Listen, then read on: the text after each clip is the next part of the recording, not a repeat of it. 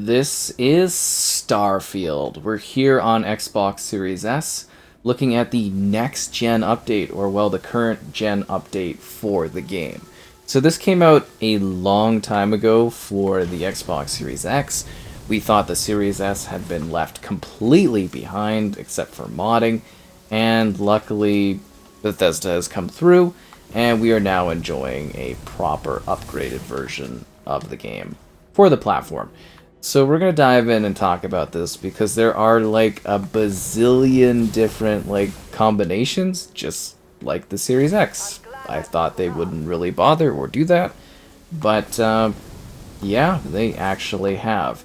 So at a base level, we've got two core options.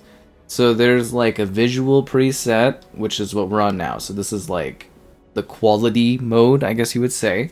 So this is probably going to be taking what we've had prior in the past, which was the 900p being like upscaled or temporarily upscaled through to 1440p. And then we have the option to switch to a performance mode where things get a lot murkier. So we're going to performance, and I think you can kind of immediately notice the difference, and that's why we're kind of in the buggy right now, is you can see how blurry it gets. So this is going to be something that's like sub 500-ish p. That's scaling upwards to like 1080p. And it is really, really quite fluid, which is great. But like, yeah, that is quite a visual downgrade for the game. I mean, for the Series S, it's not terribly bad. Like, I still think it looks pretty good. But like, you're really gonna notice that when you are going in and you are going to like interiors, buildings, or you're talking to people. You are really gonna notice that sort of visual change and a lot more of like ghosting around characters and stuff like that. My day just got a whole lot brighter. Yeah, it did, but you could just really, really tell like the visual droppage. Like it's you can really tell that they're trying to do like the FSR is really kicking in. And then you go to visuals here, and you can see just like the clarity it's night and day. I don't know how well that comes across on a YouTube video for you, but it really is like a night and day difference between visual and then well quality mode and then performance mode, right? Like it makes quite a big difference there. You stay safe too, Sarah. Alright, so let's talk a bit about the technology here, because that's what we're doing. We're going to be talking about how this is all running, and the added dune buggies, the Rev 8. It's awesome. It's everything I ever wanted and dreamed of in Starfield. Okay, let's dive in, let's talk about the modes. So at a base level, you're able to switch between visuals and performance at any point. And then depending on if you have a display that's VRR, variable refresh rate, which is what I have, if you have VRR turned on, you're going to have these different options. So you got uncapped, 60, 40, 30 FPS. And then visuals or performance. And yeah. Okay. So for uncapped, it goes up to 120 FPS. You might get that in very empty and or tiny environments, but probably not on either your options. Performance mode is a lot better for stuff like that. And then 60 FPS, it's like, this is really hard to showcase because like YouTube doesn't support 120 FPS. I can actually record at it and I can play at it now, which is awesome, which is how you're seeing this, but tech just quite isn't there. So if we drop to like 30, you would play on visuals because there'd be no point in playing 30 FPS with the performance mode. It would just be completely illogical. Is it like a smooth, perfectly smooth 30 FPS? You're probably gonna get like some drops here or there or something like that. And the cool thing though really is when you bump up to the 40 FPS option. So 40 FPS is really, really quite cool. So this is where I would kind of say 40 FPS with the visuals mode, I think is like a really cool way to play it if you got the VR option. Because it gives you something that doesn't feel slow and like kind of bad like 30 FPS does. And 40 FPS is sort of a nice divider into the higher frame rates. And it just like, it really does feel kind of nice. It's an easier target for the game to hit. It hits 40 FPS a lot more often, especially on the Series S, especially with having the quality mode on, which is great. Or you can also switch to performance if you want to make sure you're getting a smooth 40 FPS, because, you know, obviously during combat and stuff like that, it's going to be a hit. But just the visual fidelity of the game takes such a landslide. Like, the FSR application is trying its best, but, like, it's not DLSS, right? So, yeah, I would say definitely if you are looking for, like, recommendations, considering there are so many options, I would say 40 FPS with visuals if you have that selection. Honestly, I would just go uncapped and just pop it on performance or visuals if that's your sort of thing. If you're at 60 FPS, just do 60 FPS of performance. You're going to keep something that is trying to do 60 FPS and should be hitting it a lot more because it's such a low level. And if you want it to look better, you know, kind of going for the 60 FPS visual mode, I think is pretty bearable gameplay-wise. It really is. So you got to look at this from the perspective of people with different displays and stuff like that. If you're me, you have a 120 hertz display. I'll push this game, I'll pump it up. If it bothers me too much for performance, I will sit there and I will, you know, downgrade the experience and everything like that. But I personally like to go for the uncapped and go for it all in terms of visual fidelity. But I know that that is, like, going to be tanking and stuff like that. But I give the option to the console to try its best in order to provide me with the best kind of experience it can.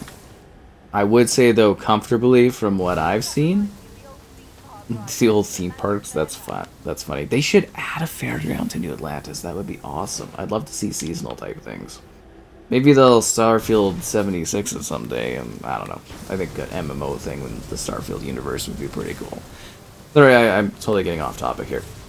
So, like, yeah, if you have the option for 40 FPS, you want something that's smoother, but you want a consistent level across your game, from, like, battles to, you know, visiting worlds to being in the interiors, that's kind of your option.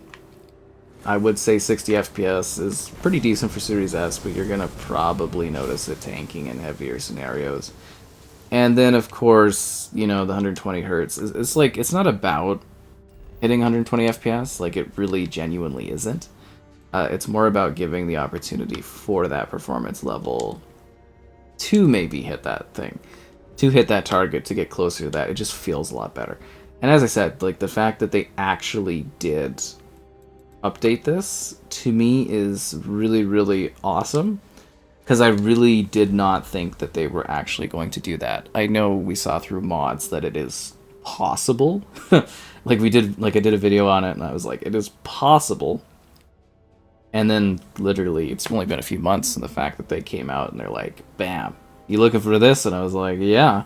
So we've also got, you know, HDR. There's VRR support, obviously, because, you know, that's showing there. You have something for me. Do you have all of your love? I love the fact that they let you ride with the buggy in the middle of the town, stuff like that. Because, I mean, like, any world is any open place in this game, right? But, yeah, it's just wild how much of a change it is going on the Series S. Like, you really do see how they've had to, like, strip back, like, everything in this game to kind of achieve better performance and stuff like that. Like, it is really kind of funny on the Series S, because it feels like a lot of it like a ghost town. And this is just, like, completely muddy picture. I really have no idea how well it shows up across the YouTube viewing of this, but, like, this is incredibly, like, blurry. Like, she doesn't even have, like, a face until she gets closer and stuff like that. And, like, it really, really, like, they're doing some cool tech stuff with this to make sure it's running well, but, like, I don't know, it just really, to me, it detracts from the beauty of the game and the style of what they're trying to do here. And it's still not even something, as you can see, kind of in the gameplay, that's hitting probably like 60 FPS a lot of the time. It's dropping quite a bit, and then you feel that even more if you go and actually bump the visuals up to, you know, a higher level here. You're going to have that performance dropping even more, which I think is less than ideal for someone that wants a smooth, good running thing. But hey, it's the Series S. The fact that we get something as good as we do here is kind of amazing. And I hope I'm kind of giving you some good recommendation options in terms of what to target. I think I've kind of gone over that decently well, just for like targeting ranges of being like, hey, this is for this situation, this is for that situation. You can go uncapped if you have it. If you don't have the uncapped option, try to target 60 FPS. If you need to close things off, 30 FPS is an option, but like, I think it's more likely that you want like performance, you want quality, you want everything like that. You want the best of everything, and I think that's kind of fair. I think it's really fair to want those sort of things, and it really is nice, honestly, that they did take the time to go in and do this update, because it wasn't what I expected. That's the biggest thing, is it was a genuinely pleasant surprise where they were like, oh, we're doing dune buggies, and oh, by the way, just totally randomly, here's a big Series S bump up for fidelity and stuff. It's like, what? And like, you're very obviously going to have like degradation in terms of visual fidelity when you're going between performance and visual mode. That is just gonna happen, right? You're gonna see things like lighting effects, crowd density change, you're gonna see dynamic elements in the scene, you're gonna see visual fidelity adjust. And the big problem with like giving you a really good basis in Starfield for like quality versus performance mode is the fact that there's so many variables in Starfield compared to like other types of games.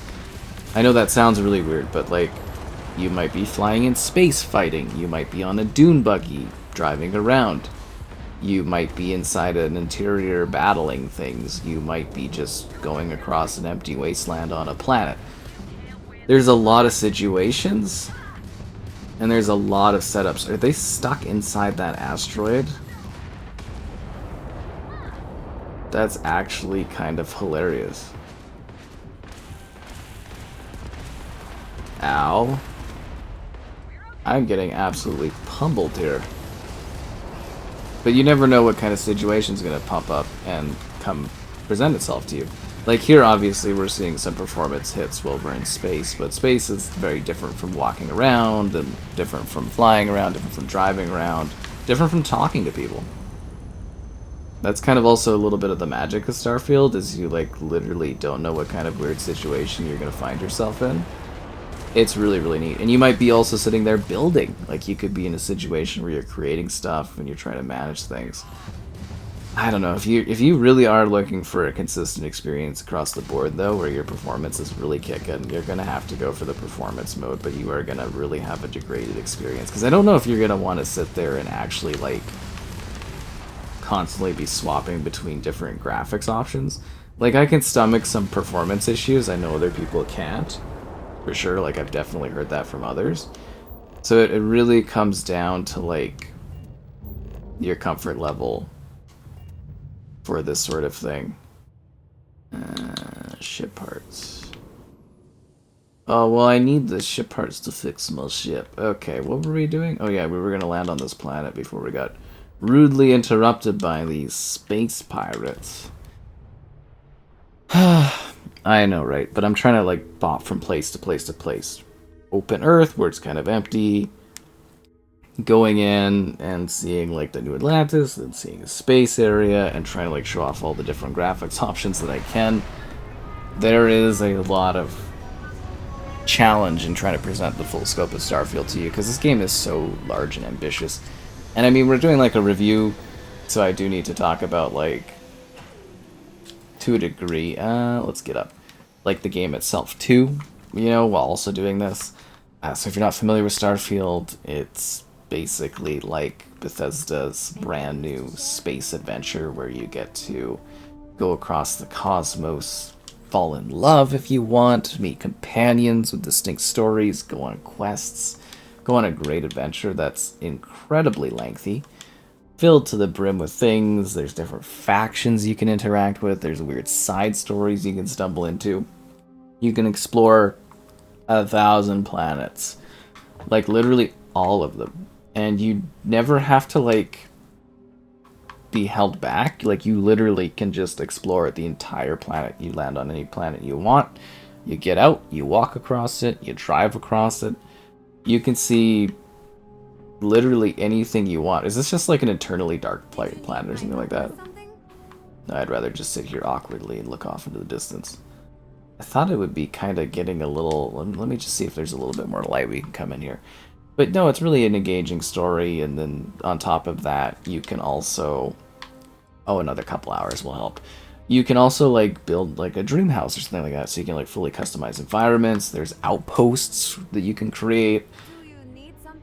Like, I could probably sit here and spend hours and hours. I would recommend taking a look at my initial review of it on the Series X or the Series S itself to get, like, a full breakdown of, like, narrative and gameplay mechanics, because this is a lot more of, like, a tech demo kind of thing. You can scan different planets and see different things, and there's endless amounts of combat and scenarios. And, like, if you like the gameplay loop, you can literally sit here and just kind of, like, endlessly explore and discover and blast and shoot and fight and do great things, and it's really up to you and how, like, engaged you want to be with the world and how into it you are and how crazy you are about things.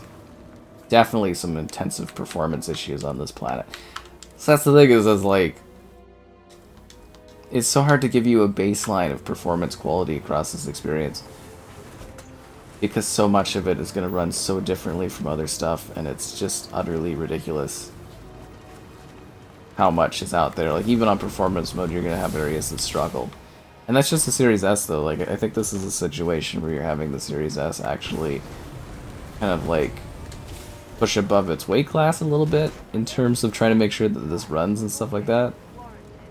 It's warranted. Oh, Sarah. I always wanted an interview with some of the cast in this game. I was really bummed that I wasn't able to get any of those put together. Jeez. This is killing me. I don't know, like, I think Starfield to me is a really wondrous game. I love this new dune buggy thing. I think it's awesome. Like, it really is kind of just amazing.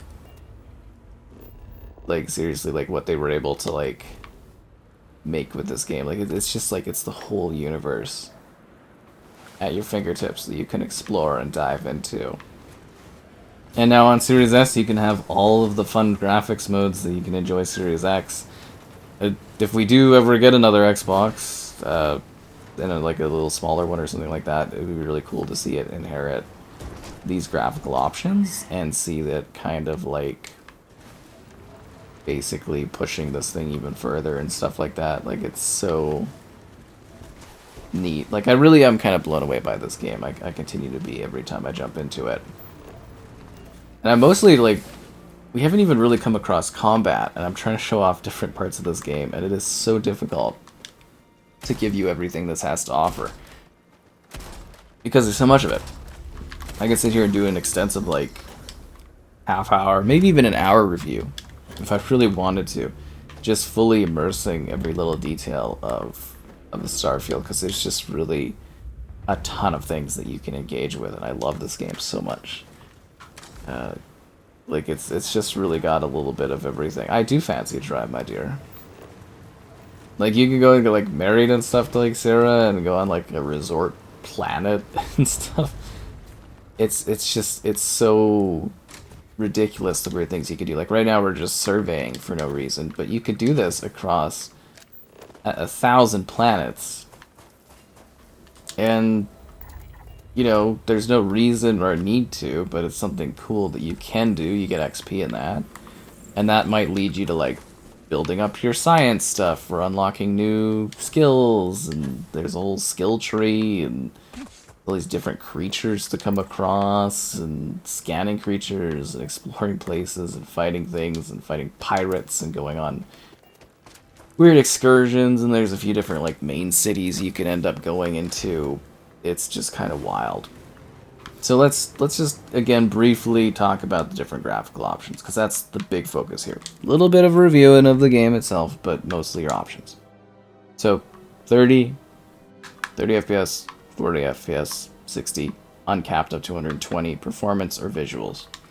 Pick your poison, pick your status, pick your levels, choose what's comfortable for you, play around with it, and find a setting that you love, and I hope my recommendations earlier kind of helped you out for the right settings so that you can enjoy Starfield the best way possible.